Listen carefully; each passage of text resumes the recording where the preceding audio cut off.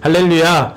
네, 지난주에 우리 야외 예배 잘 다녀왔습니다. 그래서 마지막 남은 10명의 사람들과 마지막 고기 파티를 마지막까지 잘 하고 재밌게 하고 왔습니다.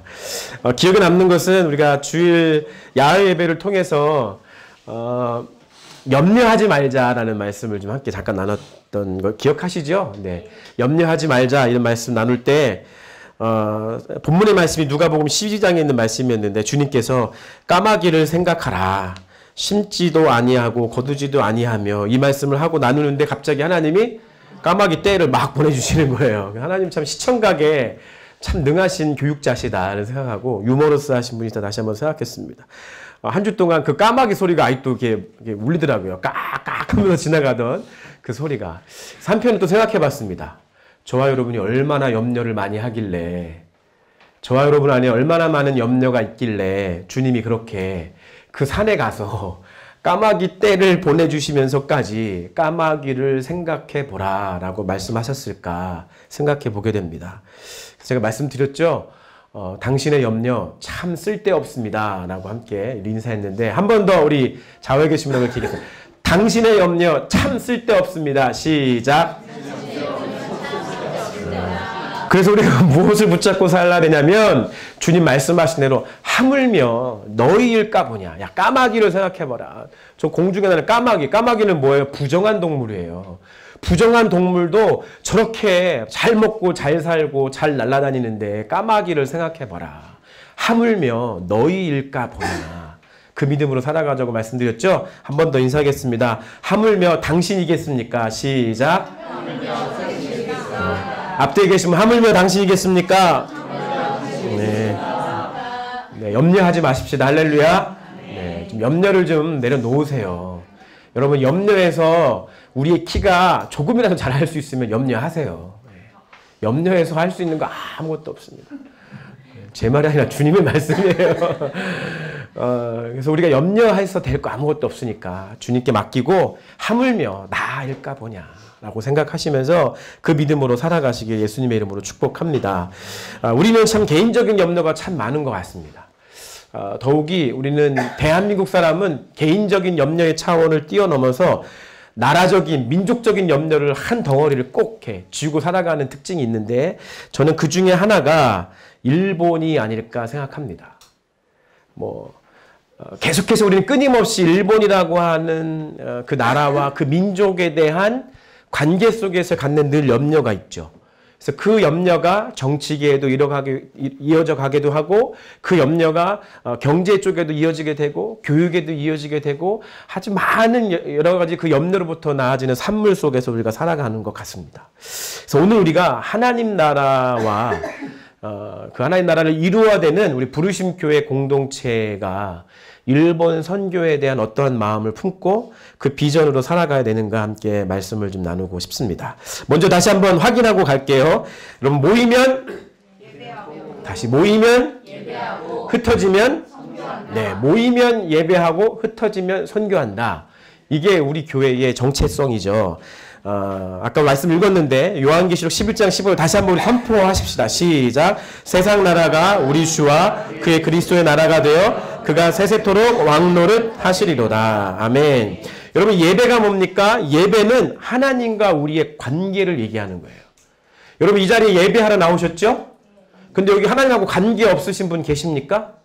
하나님하고 아무런 관계 없이 이 예배 자리에 계시면 곤욕이에요. 곤욕. 얼마나 힘들어요.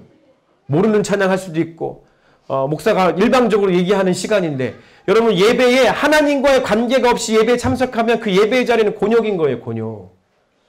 그래서 예배는 철저하게 하나님과 나와의 관계 속에서 이루어지는 것이 예배예요. 그래서 제가 홍정표 목사의 신앙은 그거라 말씀드렸잖아요. 관계다. 관계. 구원도 관계고 타락도 관계고 생명도 관계다. 십자가는 관계다. 부활은 관계이다. 철저하게 우리 하나님과의 관계 속에 있는 거예요. 그래서 우리가 예배의 자리에 예배자로 있다고 하는 것은 내가 하나님과 관계 있는 사람이라고 하는 확증하는 시간이에요. 여러분 세상 속에 일주일 동안 사시다가도 내가 하나님의 자녀라는 사실을 망각하시며 사셨다 할지라도 이 예배의 자리에 나오는 순간 아 맞아 나 하나님 나라 백성이지. 할렐루야. 맞아 나 하나님 자녀지. 나 천국의 시민권을 가지고 있는 사람이지 라고 하는 사실을 다시 한번 이 예배의 자리에서 확증하고 가시는 거예요. 그럼 예배의 자리에 나오시면서 그 마음으로 나오셔야 되고 이 예배 자리를 나가시면서 다시 한번 그것을 확인하고 가슴에 새기고 나가셔야 돼요. 그래서 예배는 관계인 거예요. 관계. 흩어지면 선교한다. 선교는 뭐죠? 선교는 초청이에요. 무슨 초청일까요? 우리 나 외에 하나님을 알지 못하는 다른 사람들이 하나님을 예배하는 예배자로서 또 다른 관계를 가질 수 있는 사람들, 마치 세례 요한처럼 신부를 신랑하게 인도하면서 그 기쁨 가운데 거하기를 원하는 사람들의 마음이 바로 이 선교하는 선교자들의 마음인 것이에요. 그래서 선교는 우리가 예배자를 동원하는 시간인데 저 같은 목회자들은 사실 이 성경을 올바르게 읽고 해석하기 위해서 신학교에 가서 신학을 배웁니다. 그러니까 신학을 배우는 이유는 다른 거 아니에요. 성경을 올바르게 읽고 올바르게 해석하기 위해서 신학을 배워요. 저는 개인적으로 성경을 보는 해석의 눈은 선교적 관점이 된다고 생각해요. 그러니까 우리가 성경을 해석할 때 성경의 해석이 다 주님의 나라를 전하는 선교적 관점 속에서 성경을 해석해야 된다고 생각해요. 근데 이제 대한민국 같은 경우에는 여러분 잘 모르시지만 대한민국에서는 약간 조직신학이라고 하는 것을 많이 강조해요. 그러니까 모든 신학 위에 조직신학이 있는 것처럼 느껴져요. 저도 그렇게 생각한 때가 있었어요. 근데 가만히 제가 생각해 보니까 아니더라고요. 그 위에 있어야 될 거면 선교신학이에요. 선교신학. 우리가 왜 신학을 배우고 왜 성경을 읽고 우리가 성경을 왜 묵상하냐면 결국 주님의 마음이 있는 그곳 가운데 하나님의 예배자를 동원하고 초청할 수 있는 그 마음으로 성경을 읽고 그 열정을 우리가 땅끝으로 나아가야 되는 것이에요. 할렐루야. 그래서 선교적 관점으로 성경을 읽으셔야 됩니다. 이 땅의 최초의 선교사가 누구예요? 예수님이잖아요. 예수님. 타문화권 선교하러 오신 분이 누구예요? 예수님이란 말이에요. 예수님. 하나님의 선교라고 얘기하는데 선교적 관점으로 성경을 읽어야 된다고 생각합니다. 그래서 우리 부르신 교회는 철저하게 예배와 선교. 여러분 귀가 따갑도록 여러분을 가슴에 또 새기고 가셔야 돼요. 다시 한번 합시다. 모이면 아니 잘 이게 맞아야지 이게 잘 손바닥도 잘 맞아야 되는. 모이면 흩어지면 네, 이거 맞으셔야죠 이게. 그래서 우리 교회는 철저하게 모든 한 해의 패턴이 전반기 후반의 패턴이 예배로 시작해서 마지막 선교로 끝나는 거예요. 모르셨죠? 우리 교회는 예배로 시작해서 선교로 끝나는 패턴이에요. 패턴이. 철저하게 우리 부르심과 하나님 주신 비전으로 나아가는 것이죠. 그 선교는 특별히 두 가지 차원으로 우리가 이해해 볼 수 있습니다. 첫 번째 차원은 문화적 선교입니다. 문화 선교. 그러니까 문화 선교는 타 문화권, 문화가 다른 곳에 가서 선교하는 타 문화권 선교가 있고요. 또 다른 영역은 영역적 선교예요. 이것은 오늘날 여러 가지로 표현하는데 뭐 일터 선교, 뭐 부르신 자리에 우리를 부르신 두 번째 콜링의 자리에서 선교, 뭐 이런 것을 다 이해해 볼 수가 있습니다. 아무튼 이 문화적 선교가 있고 이 문화적 선교는 타 문화권의 선교를 얘기하는 겁니다. 그리고 이 영역 선교는 나를 개인적으로 부르신 자리 속에서 행하는 선교인 거예요. 어떤 사람은 가정 안에서, 어떤 사람은 비즈니스 영역에서, 어떤 사람은 정치 영역에서, 뭐 예체능 영역에서 각자를 부르신 영역 속에서 하는 선교. 두 가지 차원의 선교를 우리가 보고 있는 거예요. 우리가 지금 현재 나누고 있는 말씀은 지난번 시간 때는 교육 선교 얘기했죠. 교육 선교는 영역 선교를 얘기하는 거예요. 오늘 얘기하는 일본 선교는 어딜 선교 얘기하는 거예요? 문화 선교를 얘기하는 거예요. 문화 선교. 왜냐하면 다른 문화권에 있는 사람들을 대상으로 하는 선교이기 때문에 그래요. 다 똑같아요. 이게 다 뭘 위한 거예요? 하나님 나라를 위한 거예요. 하나님 나라를 위해서 하나님의 백성을 초청하는 시간들이 선교라는 거예요. 하나님의 나라를 위해서 하나님의 백성, 하나님의 자녀를 초청하는 것, 그것이 선교라는 것입니다. 그래서 하나님 나라와 부르심 교회는 당연히 하나님 나라를 이루어 나가는 하나님의 부르심 받은 교회 공동체인 것입니다. 그래서 우리가 좀 늦은 감이 있긴 하지만 제가 지난 여름에 일본 단기 선교를 다녀오고 마음속에 다시 한번 새기고 느꼈던 것을 중심으로 해서 오늘 말씀을 좀 준비했습니다. 오늘 말씀을 준비하면서 제가 본문을 사실 참 잘 못 정하고 있었어요. 그래서 본문을 못 정하고 그냥 이 주제만 선정하고 있다가 기도하는 중에 주님이 제 마음에 환상은 아니었지만 감동으로 주셨던 것이 뭐냐면 마케도니아였어요. 마케도니아. 그래서 오늘 설교의 키워드는 마케도니아입니다. 마케도니아는 지리적으로 이제 지금 그리스에 있는 알렉산더 대왕의 고향이기도 하죠. 그 마케도니아라고 하는 지역에 대해서 첫 번째 마케도니아, 두 번째, 세 번째 마케도니아를 우리 부르심 교회를 부르시는 주님의 초청에 알맞게 함께 말씀을 좀 나누고자 합니다. 첫 번째 마케도니아는 오늘 본문에 있는 말씀에 나와 있는 마케도니아입니다. 오리지널 마케도니아죠. 이 오리지널 마케도니아에 대한 내용을 여러분들이 잘 아실 거라고 생각을 합니다. 쉽게 간단하게 설명하면 사도 바울이 아시아, 오늘날의 터키 지역을 선교하고 싶었는데 그 터키 지역을 선교하러 갈 때 주의 성령께서 마음에 감동해 주시고 아니 흔들어 놓으시면서 야 아시아로 가지 말고 유럽으로 가. 근데 그 유럽이 어디였냐면 마케도니아였죠. 마케도니아. 그리스 마케도니아 가서 선교하라고 하는 감동을 주십니다. 그래서 우리가 한번 여기서 선교에 대한 정의를 한번 할 수 있죠. 선교는 무엇이냐? 성령의 인도하심을 따라 가는 것이 선교입니다. 이럴 때 라면을 좀 크게 하시면 좋은데 정말 너무 중요한 정의잖아요. 선교란 무엇인가? 성령의 인도하심을 따라 가는 것이 선교인 것입니다. 네. 사도 바울이 성령의 인도하심을 받아 아시아가 아니라 마케도니아로 갔습니다. 우리가 직접 다 지금 본문에 있는 말씀을 다 확인할 수 없지만 사도행전 2장의 말씀에 보면 그 오순절 마가의 다락방에 성령이 임했을 때 각 사람들 위해 성령께서 임하시고 방언을 하게 하셨는데 그 방언의 말이 오늘날 아시아에 있는 지역의 언어였던 겁니다. 그래서 교회 역사학자, 성경에 있는 내용을 교회 역사학자들에 의하면 평가에 의하면 이미 하나님이 사도 바울을 아시아로 가지 않게 하신 이유는 오순절 마가의 다락방에서 성령 받아 방언 받은 사람도 있죠. 그 방언 받은 사람들이 방언 기도를 뭘 했냐면 예수의 복음을 증거했거든요. 예수의 복음을 말했거든요. 그래서 그들의 고향으로 돌아간 지역이 이미 아시아였고 이미 그들 가운데서 선교가 일어났었기 때문에 성령께서 이미 그것을 다 알고 계신 거죠. 왜? 성령님의 계획이니까. 성령님이 그런 계획을 가지시고 그렇게 사람들을 초청하셨고 그 초청한 사람들을 보내셨기 때문에 이미 그곳에 주의 복음이 증거되고 있었기 때문에 사도 바울이 갈 필요가 없었던 거죠. 그래서 사도 바울은 그 사실을 잘 모르고 있죠. 성령은 아시기 때문에 성령께서 아니 아들아 그것이 아니라 저 유럽 마게도니아로 가라 라고 말씀하시는 것입니다. 이미 사도 바울은 잘 모르고 있지만 성령이 이미 다 아시기 때문에 저와 여러분들을 우리가 잘 이해할 수 없고 이것이 맞는가 이렇게 퀘스천 마크가 들 때도 있지만 우리가 성령의 인도하심을 받을 때는 아멘 하고 순종하고 가는 것입니다. 할렐루야. 주님 말씀하시고 가는 겁니다. 왜냐하면 우리가 하나님의 모든 경륜과 하나님의 그 다스리심을 다 이해할 수 없기 때문에 그렇습니다. 그렇게 해서 사도 바울이 마케도니아, 첫 번째 마케도니아로 가서 사역을 합니다. 근데 특징이 뭐냐면 사도 바울이 성령의 인도하심을 받아 사역하는 선교 현장의 특징이 뭐냐면 하나님께서 사도 바울을 항상 어디로 보내셨냐면 도시로 보냈습니다. 도시.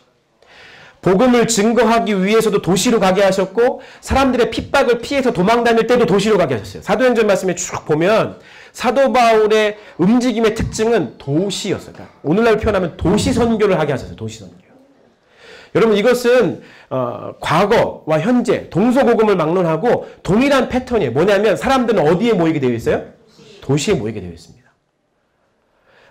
통계청에 제가 어디 들어가서 한번 확인을 해봤어요. 해봤더니 2050년이 되면 대한민국의 인구의 87%가 다 도시에 있대요. 87%의 인구가 다 도시에 있고요. 어떤 도시국가는 100% 다 도시에 있는 거고요. 대한민국도 87%가 다 도시에 모이게 된다는 통계가 나와 있습니다. 저 시골에 땅이 있으신 분들 빨리 파세요. 그러니까 대한민국도 이렇게 유령 도시가 더 많이 생길 수밖에 없는 거죠. 거의 90%가 다 도시에 가 있다는. 사실 서울과 경기도에 대한민국 인구의 지금 반이 있잖아요. 사실 지금. 그러니까 더 가족화돼서 87%가 그 도시로 몰린다는 것입니다. 전 세계에서 도시율, 도시로 모이는 인구의 도시 국가가 아닌 일반 국가 중에서 도시율이 가장 높은 나라가 어디냐면 일본입니다. 일본은 94% 이상이 도시화가 된다고 통계에 나와 있습니다. 그러니까 도시에 사람들이 어마어마하게 모이는 이유가 있는 거죠. 하나님은 그것을 전략으로 삼으시는 거죠. 저는 개인적인 견해 중에 하나는 오늘날에도 이 도시 선교가 중요하다고 생각합니다. 그러니까 우리 한국교회 선교사님들의 특징 중에 하나는 빨리 뭔가 이루어야 되기 때문에 시골로 가는 경우가 많이 있는데 사실 저는 도시 선교를 해야 된다고 믿는 사람 중에 하나입니다. 도시로 나오거든요, 사람들이. 알아서 나오거든요. 여러분도 도시로 나오셨잖아요. 도시에 젊은이들이 모이고 도시에 그 땅의 리더들이 될 사람들이 모이게 되어 있습니다. 그래서 우리도 자녀들의 교육 생각하면 어떻게 합니까? 그래도 교육하려면 어딜 가야 돼? 서울을 가야 돼. 서울 중에도 어딜 가야 돼? 강남을 가야 돼. 대치동을 가야 돼. 이런 거예요. 그래서 도시로 자꾸 모일 수밖에 없는 이유가 거기에 있는 것입니다. 그래서 하나님은 그 포인트를 놓치지 않았어요. 도시 선교하도록 사도 바울을 성령의 이끌림을 받아 도시로 나아가게 하셨다는 사실입니다.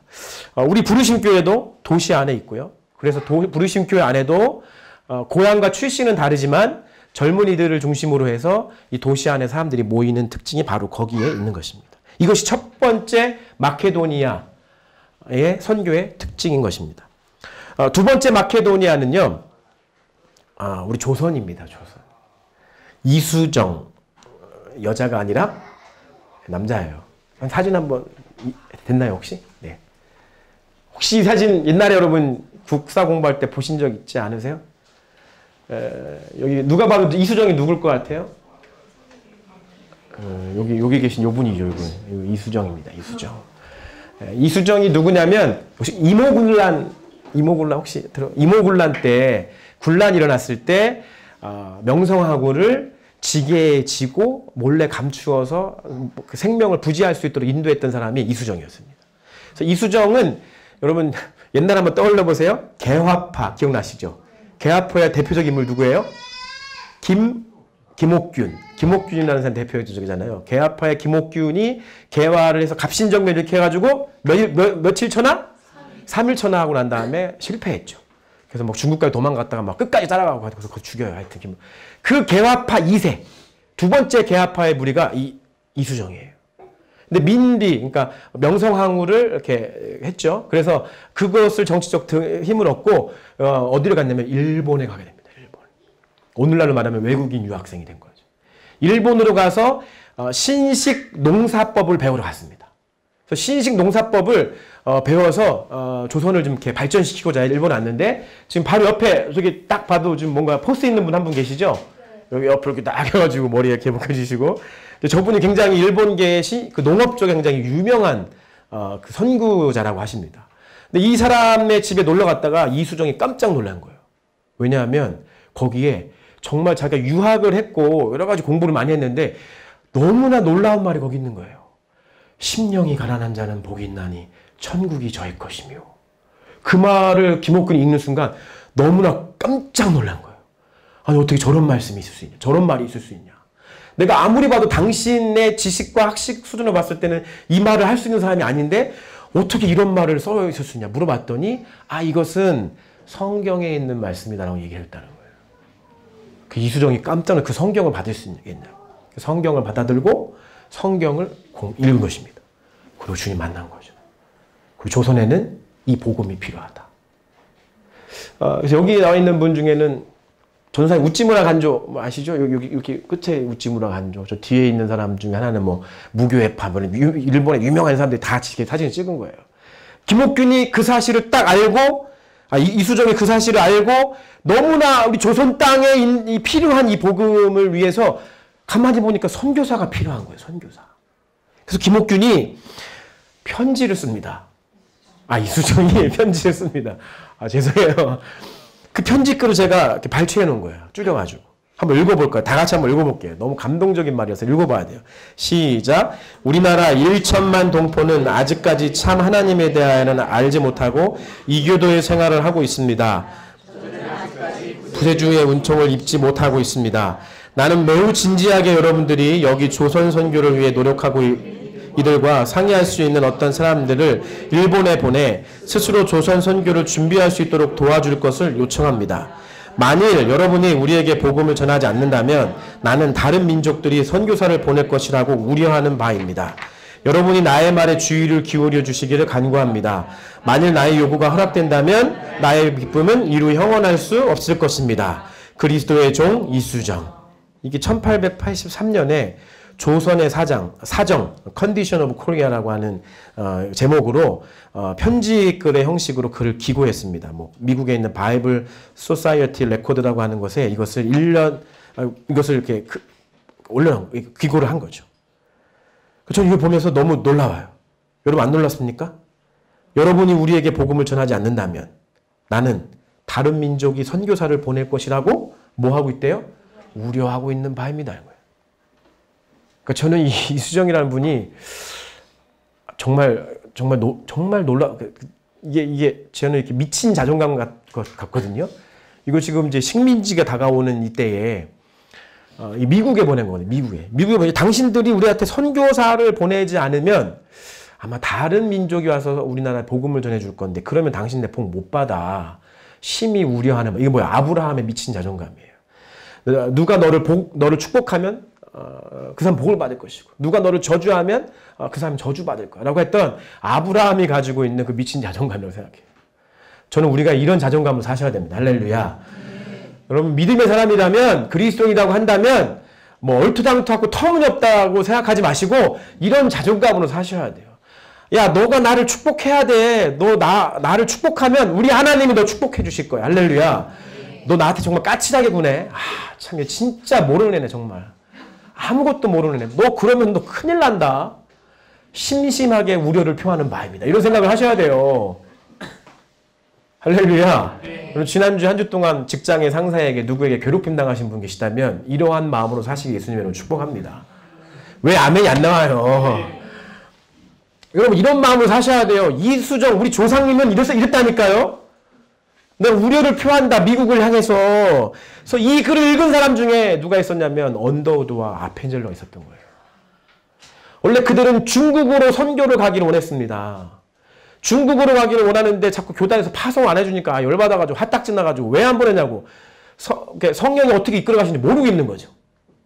왜 안 보내냐고. 왜 나 이렇게 준비됐고 나 빨리 가고 싶은데 나 중국 선교에서 생명을 걸 준비가 다 됐는데 왜 날 안 보내냐고. 자꾸 안 되는 거예요. 그러다가 이 편지를 읽은 거예요. 충격을 받는 거죠. 와서 우리를 도와주십시오. 두 번째 마케도니아. 그래서 아펜젤러와 언더우드가 조선으로 그들의 한 번도 들어본 적이 없는 이 나라로 그들이 선교로 떠나가게 된 것입니다. 그 선교사들이 이미 오기 전에 이수정 이분이 마가복음을 다 번역해놨어요. 한글로. 마가복음을 다 번역을 다 해놔가지고 전 세계의 선교 역사상 이런 게 없어요. 최초의 선교사가 그 선교지로 들어가기 전에 그 나라의 언어로 된 성경을 들고 가는 일이 없어요. 근데 이미 조선의 언어로 번역된 마가복음을 언더우드와 아펜젤러가 일본에 도착해서 그 번역된 복음을 들고 이수정에 의해서 한글을 배우고 한국어를 배우고 몇 개월간 배우고 한국 땅에 들어간 거예요. 이게 전 세계 유례 없는 일이라니까요. 이게 성령의 인도하심을 받은 그래서 그 말씀에 순종한 자들이 누리는 놀라운 영적인 유업인 것입니다. 이게 두 번째 마케도니아 사건입니다.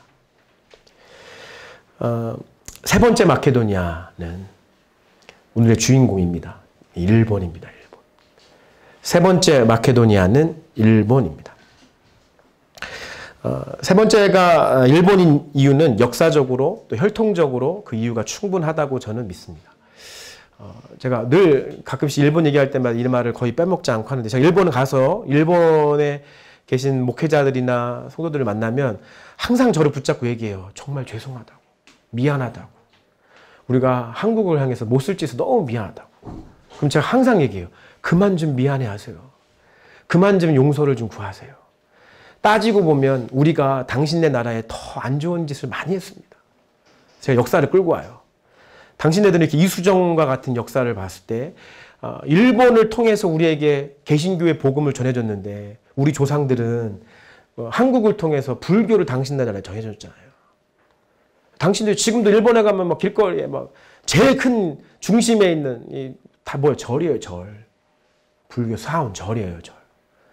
그래서 늘 오히려 죄송하다고 얘기해요. 죄송해요. 저희 조상들이 못 나가지고 그 불교를 전해서 죄송합니다. 당신들은 당신네 조상들을 통해서 우리에게 예수 그리스도의 복음을 전해주셔서 참 감사합니다 생각합니다. 오늘날도 저펜 노 이거 나오잖아요. 노 저펜 얘기하는데 뭐 다른 걸 다 떠나서 저는 그렇게 생각합니다. 만약에 제가 일본에 있는 10대, 20대, 30대, 제가 40대니까 40대 사람 중에 여전히 그 제국주의 시절에 그것에 잠식돼가지고 그런 눈으로 한국을 바라보고 아주 거만한 태도로 한국 사람들과 관계를 대한다고 한다면 제가 멱살 잡고 싸울 겁니다. 그럼 변함이 없습니다. 그러나 제가 알고 있는 일본의 젊은이들 대부분들은 그런 마음 갖고 있는 사람 아무도 없고 거의 없거든요. 거의 없어요. 근데 자꾸 우리가 사죄해라, 이렇게 사과하라 이 말을 자꾸 전하니까 그러니까 그 전범 세대는 분명히 있겠죠. 그 세대에게는 우리가 요구해야 되겠죠. 그러나 그것이 모든 일본 사람들을 통틀어서 다 얘기할 수 있는 것은 전 절대 아니라고 생각합니다. 오히려 젊은 세대들은 그런 관념이 오히려 없고 한국에 대해서 좋은 감정과 이렇게 우러러보는 것들이 있는 거예요. 그래서 일본에 가면 노 코리아 이거 없어요. 모르겠네. 최근에 안 가봤어요. 진이야 가면 지금도 없지? 노 코리아 이런 거 없잖아. 그러니까 우리가 한번 생각을 잘 해봐야 될 필요가 있다고 생각합니다. 왜냐하면 우리가 다른 사람을 떠나서 교회 안에서 예수의 복음으로 살아가는 저와 여러분들은 그런 생각을 가지셔야 됩니다. 왜냐하면 예수의 십자가의 복음은 무슨 복음이에요? 용서의 복음이에요. 여러분 예수의 십자가의 복음은 용서의 복음인데 예수님이 저와 여러분들을 용서하실 때 여러분 그런 음성 들으신 분 계십니까? 야, 너 이렇게 해야지 내가 너 용서할 거야. 여러분 조건을 주님께서 붙여놓으시고 우리에게 용서하겠다고 말씀하시는 주님의 음성 들으신 분 계십니까? 그런 복음 들으신 분 계십니까? 용서할 때 조건이 묻는다고 하는 것은 그것은 용서가 아닌 거예요.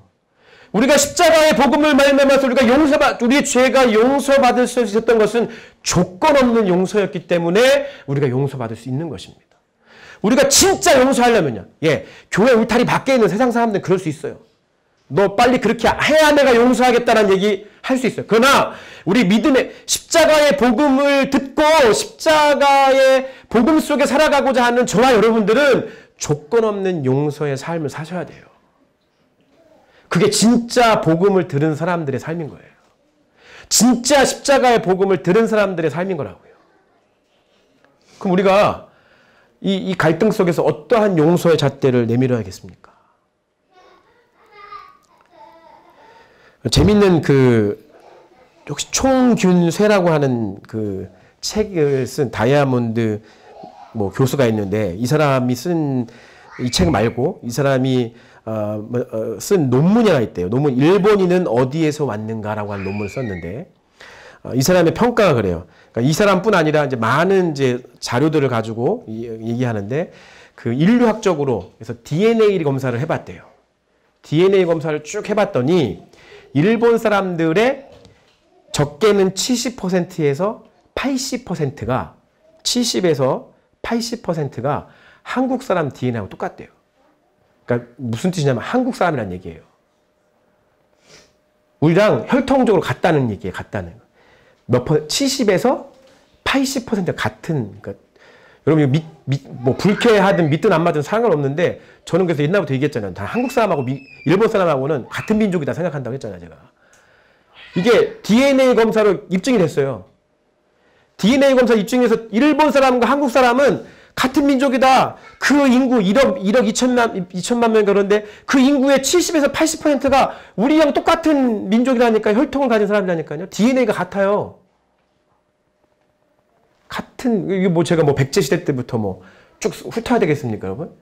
쭉 고대사부터 쭉 내려와도 일본 민족과 한국 민족은 같은 민족이에요. 근데 왜 같은 민족이 왜 이렇게 싸우냐? 근데 성경적으로 말씀드릴게요. 여러분, 현재 이스라엘도 마찬가지. 이스라엘과 이슬람이 왜 싸우죠? 걔네 알고 보면 같은 혈통이 아니에요. 같은 혈통이에요. 아브라함의 자손이라고요. 아브라함의 자손.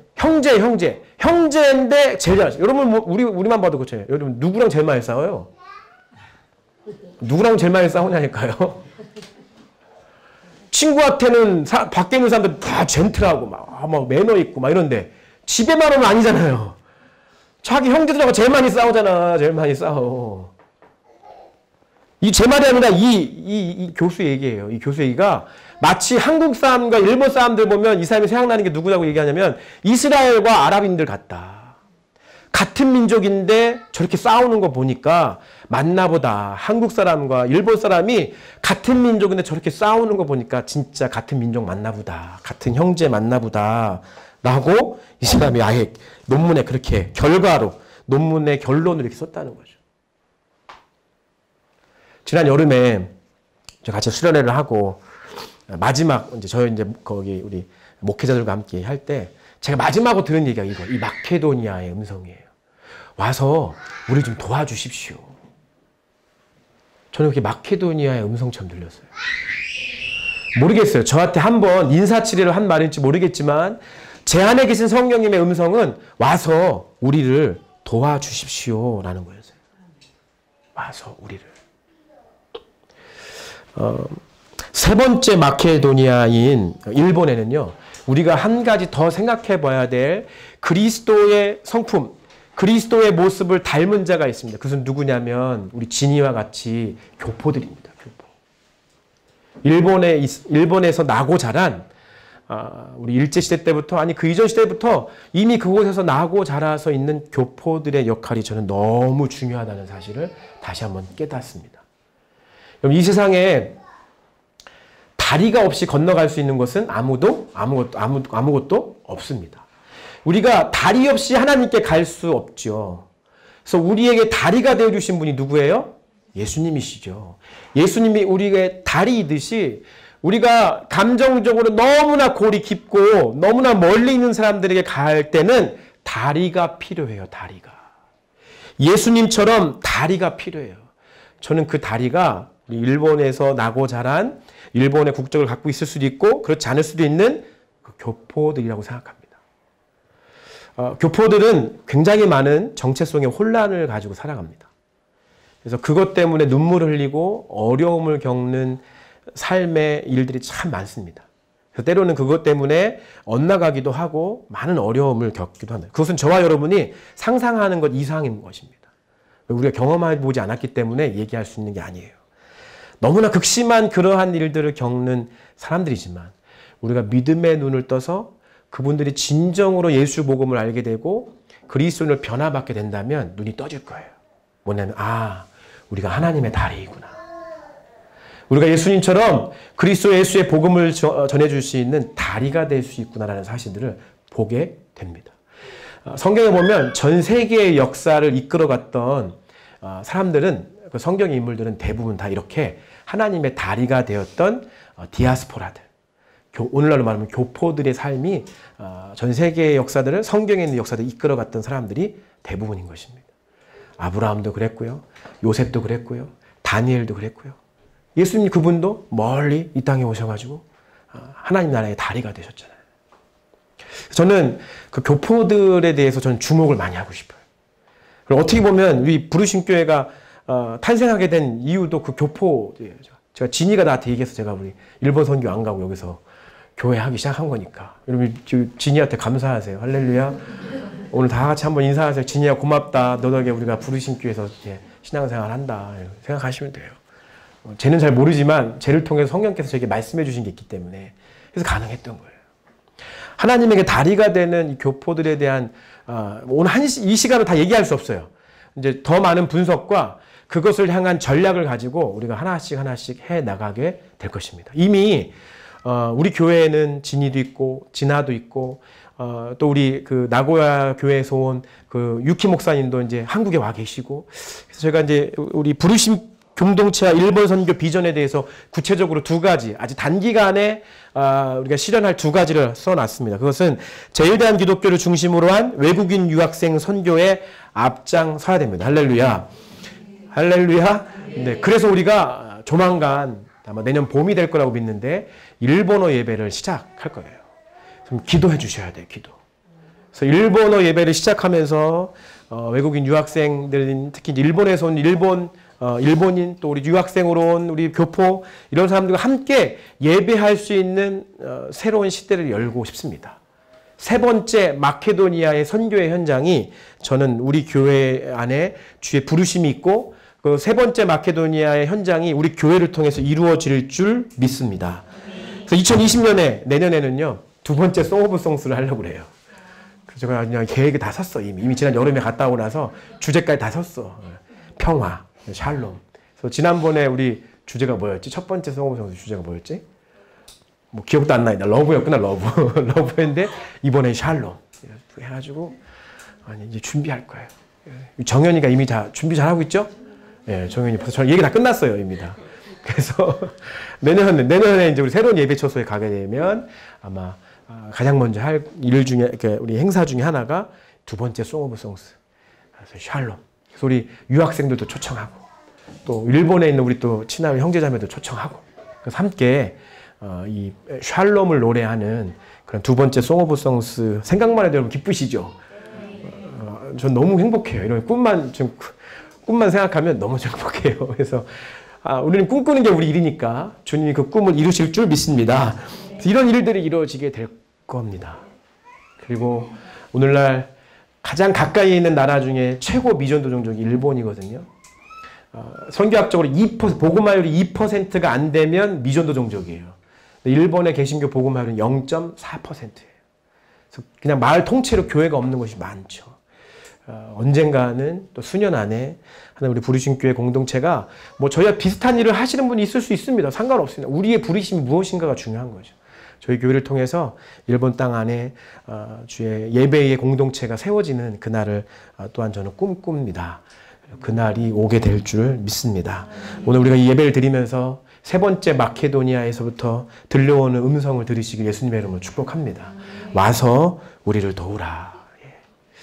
그 다리의 역할을 할 수 있는 저와 여러분 되시길 소망하고 그것으로 말미암아서 오늘날 한국 땅에 너무나 힘겹게 우리가 그 일본과의 관계 속에서 계속 염려되는 일들이 참 많은데 우리 교회에서부터 그 염려를 불식시키고 교회에서부터 하나님 나라의 샬롬을 노래할 수 있는 우리 부르신 교회 공동체 또 부르신 교회에게 주어진 일본 선교 비전이 되기를 다시 한번 예수님의 이름으로 축복합니다.